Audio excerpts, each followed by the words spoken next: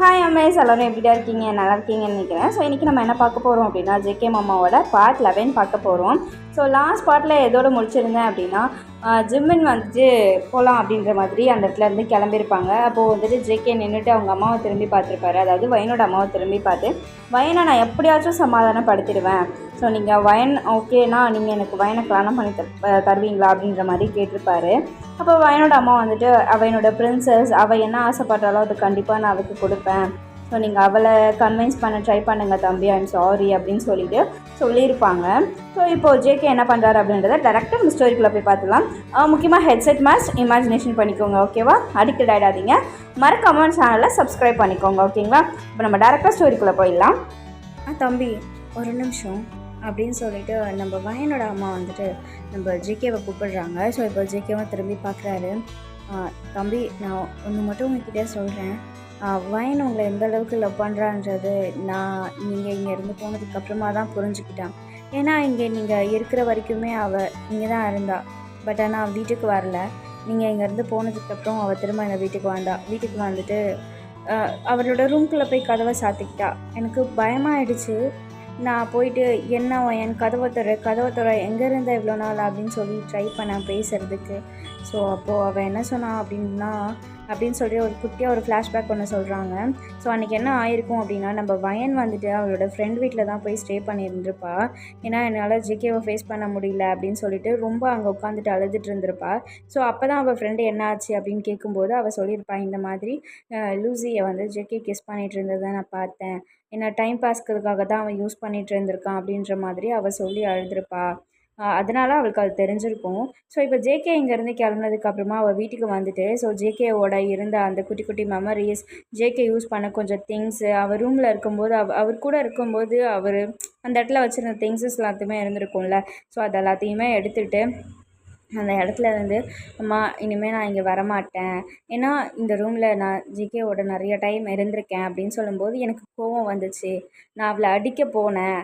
So அப்போ அவங்க அம்மா அடிக்க போயிருப்பாங்க. அப்போது அவள் வந்துட்டு என்னை ஹக் பண்ணி ரொம்ப அழுதா. நான் என்னைக்கு நம்ம அக்காவுக்கும் நம்ஜன் மாமாவுக்கும் கல்யாணம் ஆச்சோ அன்னையிலேருந்து நான் ஜேகேவை விரும்பிகிட்ருக்கேம்மா அப்படின்னு சொல்லி அவள் ரொம்ப தேம்பி அழுதா. என்ன சொல்கிற வயன்னு கேட்டதுக்கு அப்போது அவள் எல்லாத்தையுமே நடந்து சொன்னான். பட் அந்த இடத்துல என்ன நடந்திருக்குன்றது அவளுக்கு உண்மையாகவே தெரியாது ஜேகே. ஸோ நீங்கள் தான் அவளை எப்படியாவது கன்வின்ஸ் பண்ணணும். ரொம்ப முரடு பிடிப்பா. ஆனால் அவள் ரொம்ப நல்லவ. அவங்க மேலே இருக்க லவ்வில் தான் இதை எல்லாத்தையும் பண்ணிகிட்ருக்கா. எனக்கு நல்லா தெரியும். ஸோ இப்போ அவள் எங்கே இருக்கான்ற டீட்டெயில்ஸ் கூட எங்ககிட்ட சொல்லலை. இப்போ வரைக்கும் எங்ககிட்ட அவள் சொல்லலை அப்படின்னு சொல்லிட்டு ஜேகே கிட்ட வயனோட அம்மா ரொம்ப ஃபீல் பண்ணுறாங்க. ஸோ அப்போ ஜேகே, அம்மா நீங்கள் அழுவாதீங்க சரிங்களா? வயன் எங்கள் ஊரில் தான் இருக்கா. ஸோ எங்கள் கண்ட்ரியில் தான் இருக்கா. நீங்கள் எதுவும் பயப்பட தேவையில்லை சரிங்களா? கண்டிப்பாக வயன் ரொம்ப சேஃபாக இருக்கா. அண்ணனும் அவள் கூட ஒரு பாடிகார்ட் போட்டு அவளை செக் பண்ணிகிட்ருக்காங்க. ஸோ இதை எக்காரணத்துக்கு கொண்டு நீங்கள் அவகிட்ட சொல்லிடாதீங்க. நான் இங்கே வந்தது, உண்மையை தெரிஞ்சுக்கிட்டது எதுவுமே அவளுக்கு தெரிய தேவையில்ல. அவளாக உண்மையை எப்போ தெரிஞ்சுக்கிறாளோ அப்போ அவளே தெரிஞ்சுப்பா. நான் தெரிய வைப்பேன் சரிங்களா? ஸோ நீங்கள் எதுவும் ஃபீல் பண்ணாதீங்கம்மா. நான் பார்த்துக்கிறேன் வயனை தான் நானும் உண்மையாக லவ் பண்ணிகிட்ருக்கேன். இப்போ வரைக்கும் இந்த பார்கவால் இவ்வளோ பிரச்சனை வந்துடுச்சுன்னு எனக்கு தெரியாது அப்படின்னு சொல்லிட்டு ஜேகே பேசுகிறாரு. ஸோ இப்போ வயனோட அம்மாவும், உண்மைதான் தம்பி, அவன் இப்படி இருப்பான்னு நாங்கள் யாருமே நினச்சி கூட பார்த்தது கிடையாது. ஸோ சாரி தம்பி, அவன் ரொம்ப அசிங்கப்படுத்திட்டான்ல, என்னை மன்னிச்சிடுங்க. என்னதான் இருந்தாலும் அவன் எங்கள் ரிலேட்டிவ் ஆகிட்டான்ல, அதனால் என்னால் போய் அவன்கிட்ட சண்டை கூட போட்டு எதுவும் பண்ணக்கூட முடியல. ஏன்னா இந்த விஷயம் தெரிஞ்சதுன்னா எல்லாருமே தப்பாக நினைப்பாங்க. இதை நாங்கள் சொல்ல போகணுன்னா நீங்களும் வயனும் ஒன்றா இருந்தீங்கன்றது வரைக்கும் நாங்கள் சொல்லணும் அப்படின்னு சொல்லிட்டு வயனோட அம்மா சொல்லியிருப்பாங்க. இல்லை இது பெரிய இஷ்யூவெல்லாம் ஆக்க தேவையில்ல, இது எப்படி சால்வ் பண்ணணும்னு எனக்கு தெரியும் ஆண்டி, நீங்கள் பத்திரமா இருங்க அப்படின்னு சொல்லிட்டு அங்கேருந்து நம்ம ஜேகே, தயவங்க, அஞ்சமன் 3 பேருமே ஃப்ளைட் ஏறி ஸோ திரும்ப கொரியா வந்துடுறாங்க. ஸோ கொரியா வந்ததுக்கப்புறமா வீட்டுக்கு போகிறாங்க. ஸோ வீட்டுக்கு போகிறதுக்குள்ளாரையே அவங்க அண்ணி வந்துட்டு, ஓகே எல்லாம் வாங்க ஃபஸ்ட்டு சாப்பிட்லாம், சாப்பிட்டுட்டு எது வந்தாலும் பேசிக்கலாம் அப்படின்ற மாதிரி ஜேகே நடந்ததெல்லாம் சொல்லலாம் ஸ்டார்ட் பண்ணும்போதே நம்ஜுன் எல்லாத்தையும் சொல்லிட்டாரு ஜேகே. ஸோ இதுக்கப்புறம் நம்ம என்ன பண்ண போகிறோன்றதை பற்றி மட்டும்தான் யோசிக்கணும். ஃபர்ஸ்ட்டு வயன் வந்துட்டு வெளியில் இருக்கிறது சேஃப் கிடையாது அப்படின்னு சொல்லிட்டு நம்ம கவி ஸ்டார்ட் பண்ணும்போது நம்ஜுன் சொல்லிடுறேன், இல்லடி நான் வந்துட்டு ஜாஸ்ன்ற பொண்ணை அப்பாயிண்ட் பண்ணியிருக்கேன். அவள் வந்துட்டு கிட்டத்தட்ட நம்ம வயனுக்கு பாடிகார்ட் மாதிரி. ஸோ ஃப்ரெண்டாகவும் அவள் ஆயிட்டாங்க. ஸோ அதை பற்றி பிரச்சனை கிடையாது. ஸோ அவளும் இப்போ ஒன்றாவே ஸ்டே பண்ண ஸ்டார்ட் பண்ணிட்டாங்க அப்படின்னு சொல்கிறாங்க. ஸோ இப்போ தயாங் வந்துட்டு, அண்ணா எங்கே ஸ்டே பண்ணியிருக்காங்க அப்படின்னு சொல்லிட்டு கேட்குறா. டேய் அது இன்னும் எனக்கே தெரியலடா. ஆமாம் நீ அதை கேட்குற அப்படின்னு அம்ஜுன் கேட்குறாரு. அப்போது அவன் ஏன் கேட்குறான்னு தெரியலையா அண்ணே, அவருக்கு ஜாஸு மேலே ஒரு கண்ணு. ஓ ஓஹோ டேய் அந்த புள்ள ரொம்ப விவகாரமான புள்ளடா. அது வந்து மதுரைக்கார பார்த்துக்கோ. இந்தியா அவனை அங்கெல்லாம் எல்லாம் பீச்சு தான் அருவா தான் பார்த்துக்கோ. என்னென்ன சொல்கிறேன்? ஆமாண்டா முன்னாடியே சொல்லி வச்சிடுறேன். அப்போ தான் அவங்க அப்படியே எச்சு கூட்டி அப்படியா சரி அண்ணி அவனுக்கு எதுவும் சிக்கிக்கிச்சு பாருங்க தண்ணி கொடுங்க அப்படின்னு சொல்லிட்டு நம்ம ஜிம்முன்னு சொல்கிறாரு. ஸோ அப்போ ஜெயங்க வந்துட்டு டி கும்பிடுடா அப்படின்னு சொல்லிட்டு எல்லாம் அங்கே அந்த இடத்துல சாப்பிட்டுட்டு இருக்காங்க. ஸோ சாப்பிட்டு முடிச்சுட்டு அண்ணி எனக்கு ரொம்ப நாள் கழித்து நல்லா நிம்மதியாக தூங்கணும் போல் இருக்குன்னு. டே இன்னும் பிரச்சனையே சால்வ் பண்ணலாம் அதுக்குள்ளே தூங்கணும் போல் இருக்குது. மச்சான் பிரச்சனை என்னன்னு தெரிஞ்சாலே போதும்டா, அதை சால்வ் பண்ணிடலாம். இவ்வளோ நாள் பிரச்சனை என்னன்னு தெரியாததுனால நிம்மதியாக தூக்கம் வரல. ஆனால் இப்போ தான் பிரச்சனை என்னன்னு தெரிஞ்சிடுச்சுல. ஸோ நிம்மதியாக தூங்கி எழுந்தால் தான் என் மூளை கொஞ்சமாச்சும் வேலை செய்யும். சரி நான் போய் தூங்கி எழுந்துட்டு வரேன் அப்படின்னு சொல்லிட்டு நம்ம ஜேகே போயிடாரு. சரி இப்போ வைன் பக்கம் பார்த்துடலாம். ஏன்னா 2 எபிசோடாக வைன் பற்றி பார்க்கல அவ்வளவும். ஸோ இப்போ வைனை பற்றி பார்த்துடலாம். ஸோ இப்போ வைன் என்ன பண்ணுறேன்னா, ஜாஸ் நான் வந்துட்டு மார்னிங் ப்ரிப்பேர் பண்ணிட்டேன். ஸோ மதியத்துக்கும் நான் லஞ்ச் பேக் பண்ணிட்டேன். ஸோ அப்புறம் நம்ம கிளம்பலாமா அப்படின்னு சொல்லி கேட்குறான். ஸோ ஜாஸ் வந்துட்டு ஓகே வைன் கீழே நான் ஸ்கூட்டி எடுத்துகிட்டு வெயிட் பண்ணுறேன். ஸோ வந்துட்டு நம்ம அதிலே போயிடலாம் அப்படின்னு சொல்கிறான். ஓகே நீ ரெடி ஆகிட்டு கீழே போ, நான் லஞ்ச் மட்டும் எடுத்துகிட்டு வந்துடுறேன் அப்படின்னு சொல்கிறான். ஸோ லஞ்சை ப்ரிப்பேர் பண்ணும்போது எப்போவுமே ஜாஸ் அண்ட் வைன் 2 பேருமே சேர்ந்து தான் ஹெல்ப் பண்ணி சமைக்கிறது எல்லாமே. இப்போ 2 பேரும் ஒரே அப்பார்ட்மெண்ட்டில் தான் ஸ்டே பண்ணியிருக்காங்க. ஸோ 2 பேரும் ஒருத்தருக்கு ஒருத்தர் ரொம்ப ஹெல்ப்ஃபுல்லாக இருந்துக்கிறாங்க. அந்த மாதிரி கொஞ்சம் க்ளோஸ் ஆகிட்டாங்க. ஏன்னா ஒரு 2-3 ப்ராஜெக்ட்ஸ்லாம் பண்ணியிருப்பாங்க. ஸோ ப்ராஜெக்ட்ஸ்க்கு அப்புறம் 2 பேரும் கொஞ்சம் க்ளோஸ் ஆகிருப்பாங்க. ஸோ அந்த மாதிரி ஆயிருந்திருக்கும். ஏன்னா வயனுக்கு அங்கே யாரையுமே தெரியாது. அதுவும் இல்லாமல் அவள் யாரு கூடயுமே இந்த பிரச்சனையெல்லாம் அவ்வளோ இன்வால்வ் ஆகிருக்க மாட்டாள். ஸோ இப்போ நம்ம ஊர் பொண்ணு அப்படின்றதுனால கொஞ்சம் அவள் கூட இன்வால்வ் ஆகி ரொம்ப க்ளோஸ் ஆகிடுறாங்க 2 பேரும். ஸோ இப்போ அன்றைக்கி நைட்டு வந்துட்டு நம்ம வயன் வந்துட்டு வயன் கேட்டால் நம்ம ஜாஸ் கேட்குறான். என்ன வயன் இவ்வளோ அழகாக இருக்க, கண்டிப்பாக உன் பின்னாடி நிறைய பேர் ப்ரப்போஸ் பண்ணியிருப்பாங்கல்ல.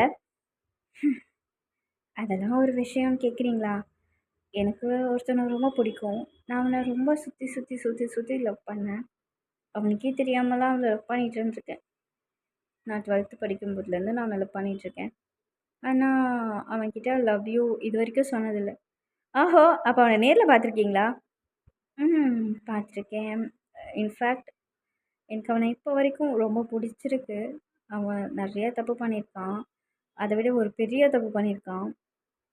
அவன் மேலே எனக்கு வெறுப்பு ஒரு 99% இருந்தாலும் அந்த 1% ஆஃப் லவ் அவன் மேலே எப்போவுமே இருந்துகிட்டே தான் இருக்குது ஜஸ். அவனோட சிரிப்பு, அவனோட கண், எனக்கு எல்லாமே எனக்கு ரொம்ப பிடிக்கும் தெரியுமா? அவன் பண்ணுற ஒரு விஷயத்தையும் நான் ரசித்து பார்ப்பேன். அவன் என்னை டீஸ் பண்ணுறதா இருக்கட்டும், இல்லை என்னை ஃப்ளோட் பண்ணுற மாதிரி பண்ணுறதா இருக்கட்டும், எது பண்ணாலுமே எனக்கு அவனை ரொம்ப ரொம்ப ரொம்ப ரொம்ப பிடிக்கும். ஆனால் அவன் அந்த 99% ஒரு தப்பு பண்ணான்ல, அது என்ன அவன்கிட்ட இருந்து ரொம்ப தூரம் தூரம் தூரம் தூரம் தூரம் தூரம்னு கூப்பிட்டுட்டு வந்துடுச்சு. இனிமேல் அவன்கிட்ட நானே போய் நின்னாலும் என் மனசு அவனை ஏற்றுக்காதுன்னு நினைக்கிறேன். என்னவா இவ்வளோ லவ் பண்ணுறான்னு சொல்கிற, ஆனால் மனசு ஏற்றுக்காதுன்னு சொல்கிற, எனக்கு ஒன்றுமே புரியல. இல்லை நான் மட்டும்தான் அவன் லவ் பண்ணிகிட்டு இருந்திருக்கேன் ஜாஸ்.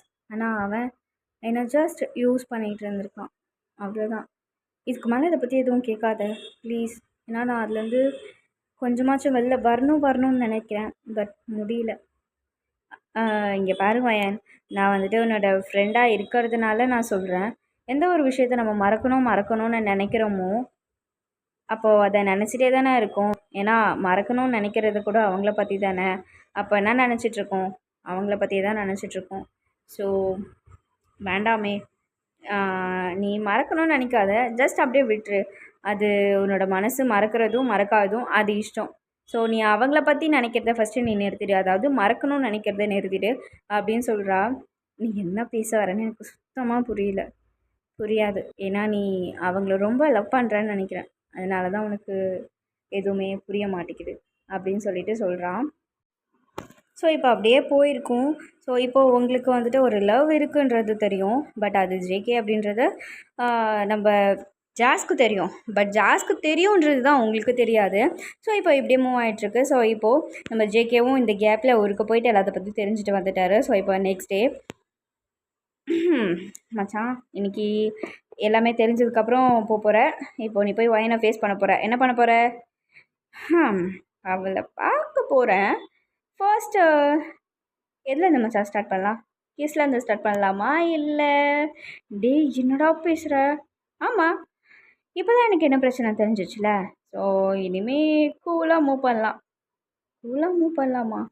டேய் நீ என்ன பண்ணியிருக்கேன்னு அவன் நினச்சிட்டு இருக்கான்னு உனக்கு தெரியுதா கொஞ்சமாச்சும்? அப்படின்னு நம்ம தயாம் கேட்குறாரு. நான் பண்ணலையாடா, அதான் அந்த பார்கவ் பண்ணான், அதான் நான் பண்ணேன்னு இந்த லூசு தப்பாக புரிஞ்சுக்கிச்சு. அவளுக்கு புரிய வைக்கணும், அவ்வளோதான் அப்படின்னு சொல்லிட்டு என்ன பண்ணுறாருன்னா, ஸோ இப்போது அப்படியே அங்கேருந்து எல்லோரும் வீட்டில் இருந்து கிளம்புறாங்க. ஸோ கவி வந்து ஆல் த பெஸ்ட் ஜேகே அப்படின்னு சொல்கிறாங்க. ஓகே அண்ணே, கூடிய சீக்கிரம் இந்த வீட்டுக்கு 2வது மருமகளாக அவங்க தங்கச்சி கூட்டிகிட்டு வந்துடுறேன்னே, ஃபஸ்ட்டு போய் அவளை சமாதானப்படுத்துடா அப்படின்னு சொல்லி நம்ம கவி வந்து சொல்கிறாங்க. ஸோ இப்போ ஜேகே, ஜிமன், தயாங் 3 பேர் என்ன பண்ணுறாங்கன்னா நம்ம ஆஃபீஸுக்கு வந்துடுறாங்க. ஸோ ஆஃபீஸ் வந்து லிஃப்ட் ஏறும்போது ஜேகே அண்டு ஜிமன், தயாங் 3 பேருமே ஆஃபீஸ் அதாவது லிஃப்ட் கிட்ட தான் நின்றுட்டுருக்காங்க. பட் என்ன ஆகுதுன்னா லிஃப்ட்டு ஓப்பன் ஆகும்போது அந்த இடத்துல நிறையா பேர் நின்றுட்டுருக்காங்க. ஸோ இப்போ யாராச்சும் ஒருத்தர் மட்டும்தான் இறங்கணும், அதாவது ஒருத்தர் மட்டும்தான் உள்ளே வரணும் அப்படின்ற மாதிரி இருக்குது. ஸோ 2 பேரும் ஏறணும் அப்படின்னா யாராச்சும் ஒருத்தர் இல்லை 2 பேர் கீழே இறங்கணும், அப்போ தான் 3 பேர் ஏற முடியும் அப்படின்ற மாதிரி இருக்குது. ஸோ அப்போ ஜேகே என்ன பண்ணுறாருன்னா, டேய் நான் போய் ஃபஸ்ட்டு ஆளை பார்க்கணும், ஸோ நான் போகிறேன், நீங்கள் 2 பேரும் ஸ்டெப்ஸ் ஏறி வாங்கடா அப்படின்னு சொல்லிட்டு என்ன பண்ணிடுறாருன்னா உள்ளே போயிடுறாரு. ஸோ இப்போது லெஃப்ட் ஓப்பன் ஆக ஒரு ஃப்ளோர்லேயும் ஒருத்தர்னு சொல்லி அப்படி அப்படியே எல்லாருமே இறங்கிடுறாங்க. ஸோ இப்போ ஒரு பொண்ணு நின்றுட்டுருக்கா, அந்த லாஸ்ட்டில் நின்றுட்டுருக்கா. அவள் பேர் என்ன அப்படின்னா குவன். வந்துட்டு அந்த ஆஃபீஸில் ஒர்க் பண்ணுற ஒரு சீனியர். அதாவது அவளுக்கு வந்துட்டு நம்ஜூன் யார், நம்ஜூனுக்கு எத்தனை பேர் கூட பிறந்தவங்க இருக்காங்க, ஸோ எவ்வளோ ஃப்ரெண்ட்ஸ் அப்படின்றது எல்லாமே தெரியும். ஏன்னா அவள் ரொம்ப நாளாக அங்கே ஒர்க் பண்ணிகிட்ருக்கா. ஸோ அவளுக்கு நம்ம ஜேகே மேலே ஒரு விதமான க்ரஷ் இருக்குது அப்பத்துலேருந்து. ஸோ இப்போ அவள் என்ன பண்ணுறா அப்படின்னா, ஜேகே வந்துட்டு தனியாக லிஃப்ட்டில் இருக்கார் இல்லையா, ஸோ அவ்வளோ நின்றுட்டுருக்கா, ஒரு ஓரமாக நின்றுட்டுருக்கா. ஸோ இதுதான் சான்ஸ் அப்படின்ற மாதிரி நம்ம ஃபர்ஸ்ட் அவர்கிட்ட ப்ரப்போஸ் பண்ணிடலாம் அப்படின்ற மாதிரி அவள் என்ன பண்ணுறான்னா கிட்ட போய் நின்றுட்டுருக்கா. ஓகேங்களா, அதாவது நம்ம ஜேகேக்கு பக்கத்தில் தான் நின்றுட்டுருக்கா. ஸோ நின்றுட்டுருக்கும்போது ஜஸ்ட் வேகமாக அந்த லிஃப்ட் என்ன ஆகுதுன்னா வேகமாக ஒரு மாதிரி ஷேக் ஆகும்ல, ஷேக் ஆகி ஆஃப் ஆகும்ல, அது மாதிரி ஷேக் ஆகி நிற்குது. ஸோ லைட் அந்த மாதிரி எதுவும் ஆஃப் ஆகலை, அந்த மாதிரி எதுவும் ப்ராப்ளம்லாம் இல்லை. பட் ஆனால் ஷேக் ஆன மாதிரி ஸ்டாப் ஆகுது. அந்த ஷேக் ஆகுறதுல ஒரு ஃப்ளோரில் நின்றுது. ஸோ அப்போது கரெக்டாக லிஃப்ட் ஓப்பன் ஆகுது. ஸோ அந்த பொண்ணு போய் தடுக்கி நம்ம ஜேகேவோட சீக் இருக்குல்ல, சீக்கில் போயிட்டு அப்படின்னு கிஸ் பண்ணிவிட்டு நின்றுட்டுருக்க மாதிரி ஒரு சடனாக போய் விழுந்துடுறான். ஸோ அப்போன்னு பார்த்துட்டு லிஃப்ட் ஓப்பன் பண்ணுறது யாருன்னா நம்ம வயன் அண்டு ஜாஸு. ஸோ இதை பார்த்தவொடனே வயன் வந்துட்டு பொறுக்கி திரும்பவே மாட்டான் இவன் அப்படின்னு சொல்லிட்டு நம்ம மனசுக்குள்ளே திட்டுவோம்ல, அந்த மாதிரி திட்டிக்கிறா. ஸோ திட்டிட்டு நம்ம ஜாஸ் வந்துட்டு ஹலோ எக்ஸ்கியூஸ் மீ அப்படின்னு சொல்கிறா. ஸோ அப்போ வந்துட்டு அவள் வந்துட்டு சாரி ஜேகே அப்படின்னு சொல்லிட்டு அவள் என்ன பண்ணுறான்னா வெளியில் போயிடுறா. ஸோ அப்போது வந்துட்டு வயன் வந்துட்டு ஒரு மாதிரி கோவமாக அந்த பக்கம் திரும்பி நிற்கிறான். அப்போ ஜேகேக்கு வந்துட்டு ஷோ இவ கண்ணில் மட்டும் ஏன் தான் இப்படிலாம் மாட்டுறான்னு தெரியல வயன் அப்படின்னு சொல்லிட்டு அது வந்து அப்படின்னு சொல்லிட்டு கிட்ட பேச போகும்போது அவள் டக்குன்னு இப்படி முன்னாடி ஜாஸ் இருக்கிறத கண்ணில் காமிக்கிறா. ஸோ முன்னாடி இந்த லிஃப்ட்டு கிட்ட நம்ம முன்னாடி டோர் ஓப்பனில் வந்துட்டு கொஞ்சம் டிரான்ஸ்பரண்ட்டாக இருக்கும். அதாச்சும் என்னென்னா இந்த மிரர் மாதிரி பின்னாடி என்ன நடக்குதுன்றது அப்படியே தெரியும். ஸோ அந்த மாதிரி அவள் கண்ணை காமிக்கிறத ஜாஸ் பார்த்துட்டு சிரிச்சிடுறான். ஸோ சிரிச்சுட்டு மேலே போயிட்டு லிஃப்ட் ஓப்பன் ஆகுது. ஓப்பன் ஆனோடனே ஜாஸ் என்ன பண்ணுறான்னா வேகமாக வெளியில் போயிடுறா. நம்ம ஜேகே எப்பயும் போல் டக்குன்னு என்ன பண்ணுறாருன்னா லிஃப்ட்டை க்ளோஸ் பண்ணிடுறாரு. வயன் என்ன தாண்டி உன் பிரச்சனை, எதுக்கடி இப்படி பண்ணிகிட்ருக்கேன், எனக்கு புரியலை. இங்கே பாருங்கள், உங்களுக்கு புரியவே வேண்டாம் சரியா, எனக்கு புரியுது உங்கள் கேரக்டர் என்னன்றதை நான் எப்பயோ புரிஞ்சுக்கிட்டேன் ஜோகே. ப்ளீஸ் வழியை மட்டும் விடுங்க. ஃபர்ஸ்ட் ஆஃப் ஆல் என் கையை விடுங்க. உங்களுக்கு என் கையை பிடிக்கிறதுக்கு யார் ரைட்ஸ் கொடுத்தா? யாரும் கிடையாது, புரியுதா? என்னடி ரைட்ஸ் கிடையாது, நீ தான் என் பொண்டாட்டி இந்த ஜென்மத்தில், புரியுதா? நான் அவகிட்ட பண்ணுறேன், இவகிட்ட பண்ணுறேன், இதை பண்ணுறேன், அதை பண்ணுறேன்னு சொல்கிறதுக்கு உனக்கு யார் ரைட்ஸ் கொடுத்தா? ஏன்னா நான் என் கண்ணால் பார்த்துருக்கேன் இது வரைக்கும். ஈவன் இப்போ கூட ஒரு பொண்ணை கிஸ் பண்ணால உங்களை, உங்கள் அனுமதி இல்லாமல் தான் அவள் உங்களை கிஸ் பண்ணாளா? எனக்கு தெரியும், நீங்கள் தான் அவகிட்ட அந்த மாதிரி கேட்டிருப்பீங்க. அவளும் ஓகே அப்படின்ற மாதிரி பண்ணியிருப்பா. இல்லைன்னா நீங்கள் கம்பல் பண்ணி அவளை பண்ண வச்சுருப்பீங்க. அது எப்படிடி நானே கம்பல் பண்ணி நானே கிஸ் பண்ண வைப்பேனா? ஏன் அந்த பொண்ணுக்கு புத்தி கிடையாதா? இல்லை ஏன் எப்பவுமே என்னை இப்படி தான் பாப்பியா வயன்? ஆமாம், ஏன்னா நீங்கள் எனக்கு ஏமாத்திருக்கீங்க, புரியுதா? என்னடி உன்னை ஏமாத்தினேன்? லூஸியே நான் கிஸ் பண்ணேன் அதானே? அதை தானே பார்த்துட்டு இப்படி கத்திட்டு இருக்கேன். ஓ, அப்போ நீங்கள் தெரிஞ்சுதான் கிஸ் பண்ணியிருக்கீங்களா? நான் கூட ஏதோ தெரியாமல் கிஸ் பண்ணியிருப்பீங்க. ஒரு நாள் வந்துட்டு சாரி நான் தெரியாமல் பண்ணிட்டேன் அப்படின்னு என்கிட்ட சாரி கேட்பீங்கன்னு நினச்சேன். இப்போ இப்படி கேட்குறீங்களா? It's fine GK. இனிமேல் என்கிட்ட தயவு செஞ்சு வந்துடாத, சரியா? இதுதான் நான் உன்னை பார்க்குற கடைசி நிமிஷமாக இருக்கணும். இதுக்கு மேலே என்னோட மூஞ்சிலே முழிக்காத, சரியா? நீ என்னோட ஆப்போசிட் டீம் லீடர், அவ்வளோதான். இதுக்கு மேலே உனக்கும் எனக்கும் எதுவுமே கிடையாது ஜிகே அப்படின்னு சொல்லிட்டு வயன் வந்துட்டு கையை உதிரி விட்டுட்டு லிஃப்ட்டை ஓப்பன் பண்ணலான்னு போகிறா. ஸோ லிஃப்ட் ஓப்பன் ஆக மாட்டேங்குது. என்ன இது ஓப்பன் ஆக மாட்டேங்குது அப்படின்னு சொல்லும்போது சடனாக வெளியில் வந்துட்டு பட்டன் ப்ரெஸ் பண்ணுறாங்க, ஓப்பன் ஆகிடுது. ஸோ அப்போ என்ன பண்ணுறேன்னா வெளியில் வந்துடுறான். ஸோ ஜெக்கும் வெளியில் வந்துடுறாரு. ஸோ வெளில வந்துட்டு அவரோட டீம் இப்போது அவர் வீக்கெண்டில் அதாவது நம்ம வயனோட ஊருக்கு போயிருந்தாருல்ல, ஸோ அதனால் டீமில் என்னெல்லாம் நடந்திருக்கு அப்படின்னு சொல்லி பார்க்கறதுக்காக போயிடுறாரு. ஸோ இப்போ 2 பேருமே அவங்கவுங்க அவங்க ஒர்க் பார்த்துட்டே இருக்காங்க. எப்பயும் போல் நம்ம ஜேகேக்கு ரொம்ப நாள் அவர் லீவில் இருந்ததுனால எல்லாமே ஒரு சில கரெக்ஷன்ஸ்லாம் அவர் பண்ணியிருப்பார். ஸோ அவர் அப்படியே ஸ்ட்ரெஸ் ஏறி போய் நின்றுட்டுருக்காரு. இப்போது என்ன பண்ணுறது அப்படின்ற மாதிரி உட்காந்துட்டு யோசிச்சு இப்படி திரும்பும்போது நீங்கள் என்ன பண்ணுறீங்கன்னா அந்த இடத்துல இருந்து அப்போ தான் நீங்கள் காஃபியை ஏதாவது எடுத்துகிட்டு வரலாம் அப்படின்னு சொல்லிட்டு உங்களோட மக் இருக்கும்ல, ஸோ அந்த மகை எடுத்துகிட்டு நீங்கள் அப்படியே போகிறீங்க. இவர் என்ன பண்ணுறாருன்னா எழுந்து அப்படியே உங்கள் பின்னாடியே வந்துட்டுருக்காரு. அப்போ நம்ம தயாங் பார்த்துட்டு ஆஹா மாப்பிள்ளை காலத்தில் இறங்கிட்டாண்டே அப்படின்னு சொல்லிட்டு ஜிமின் இப்படி கண்ணை காமிக்கிறாரு. ஸோ ஜிமினும் நடக்கட்டும், என்ன பிரச்சனைன்னு தெரியாதப்பவே இவன் அந்த சந்தில் நின்று கிஸ் அடிச்சிட்ருப்பான் அந்த பிள்ளைய. இப்போ என்ன பிரச்சனை வேறு தெரிஞ்சிச்சு, இனிமேல் இவன் ஆட்டம் தாங்காதுடா. எனக்கு தான் என் ஆள் ஊரில் இருக்கா, ஆனால் எனக்கு அப்படி இல்லையே அப்படின்னு சொல்கிறாரு நம்ம தயாங்க. ஜிமின் என்னடா என்ன சொன்ன? என்னமோ நீ சொன்ன மாதிரி இருந்துச்சு. ஒன்றும் இல்லை மச்சான், வாழ்த்துக்கள் சொன்னேன்டா.